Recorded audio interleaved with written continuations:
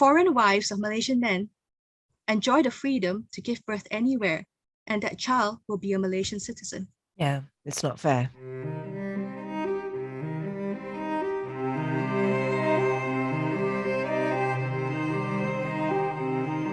Since you guys have come back to Malaysia since 2017, what are some of the things that your children are missing out on now, knowing that they are non-Malaysian citizens?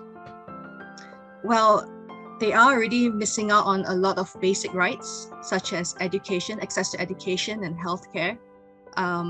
For your information, for non-citizen children who are enrolled in government schools, they would miss out on the first 2 weeks of school. They are not eligible for school vaccinations. They are not eligible for textbook loans. Now, I have to make it clear that not all of us who are married to foreign spouses are well off. I think there's a misconception there, a stereotype. Not all of us are financially able to pay for private options. We also have affected children who have special needs or long-standing health issues, and they are currently deprived of therapy or treatment because the private healthcare options are too costly. And, besides all this, I think at the heart of it is also our children are deprived of stability and a sense of belonging, which I think is very important in the formation of a child as they grow up. Our kids cannot represent Malaysia in sports competitions, no matter how bright and talented they are. As they grow older, the issues get bigger. They have no access to PTPTN for their education. They have to pay foreigner rates. And this is the biggest issue that terrifies all us mothers in this situation right now. And this is something that other mothers have already experienced. It's that our children cannot continue to live in Malaysia once they age out of the student pass. Once they pass 18, they're also not eligible for citizenship under registration, which is the Article 15(2). So once they phase out of the student pass, they do not have any other viable options. They go back to a tourist pass. They can apply for PR or a residence pass, which has a limit of 10 years, but that is also not a guarantee.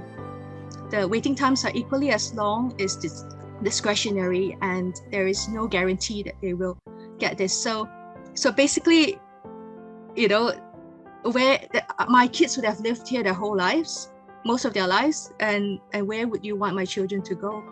And so many families have been separated because of this.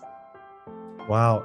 Just listening to your story, it feels like you're taking 2 steps forward, but 7 steps back. Mm-hmm. Yeah. Yes, yeah. Right? What are some of the things that you wish you would have known beforehand, so that you could be able to, handle situations easier? That's a very interesting question. Well, when we left for Ireland, I did not know that if I had stayed back to give birth in Malaysia, the kids would automatically be citizens. When my husband got a job offer in Ireland, I was about 4 months pregnant, actually. So the question is, of course, if I knew it then, would I have stayed on, and give birth here? But if I did that would mean being separated from my husband for at least 9 to 10 months. And I would have to be on my own. And my husband would miss out on the birth of his first child, the first few months of our child's life. And that's not something you can get back once it's gone. So, even if I knew it then, the question is, would I have changed things? I think that's a difficult decision to make. And many women have had to make this call, and they should not have needed to. Pregnancy itself carries so many risks. And the requirement for you to fly back, if you're already abroad, to fly back to give birth is highly risky.